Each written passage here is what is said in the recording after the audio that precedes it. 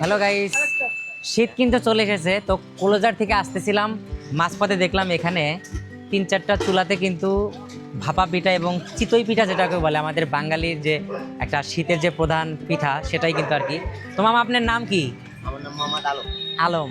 যাক, আলম ভাই কিন্তু আলম ভাইয়ের স্ত্রীকে নিয়ে এরকম একটা দোকান চালায়, যেটা কিনা একদম ন্যাচারাল, তাই না? জি ভাই, একদম না। এই গুঁড়াটা আপনি কিভাবে করেন? দেখিতে করি। ঢেকিতে, তাই না?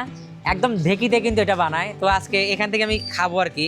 আমার জিনিসটা ভালো লাগছে, আপনাদের একটু দেখাই। শীতের প্রথমে গাইস, এই পিঠায় কিন্তু একটা বিশেষত্ব আছে, সেটা হলো খাজুরের গুড় নারিকেল। এবং নারকেল আছে, কুচি কুচি নারকেল। এটার জন্য কিন্তু এই পিঠাটা আরো বেশি মজা লাগে।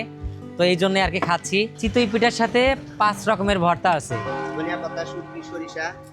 দেখেন, আমি একটু বসে পড়লাম। এটা কিন্তু একদম রাস্তার সাথে। এই দেখেন, 2টা পিচ্চি আছে। হে পিচ্চি, খাবেন আপনারা? এদিকে তাকাও। তো গাইস, আলম ভাই কিন্তু, আলম ভাই আমার কি পিঠা রেডি হয়েছে? হ্যাঁ ভাই, রেডি। কই দেন তো গাইস।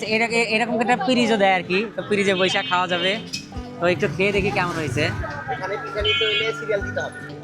এখানে কিন্তু এখনই কিন্তু সিরিয়াল দিয়ে পিঠা নিতে হয়। সেই মজা তো হয়েছে।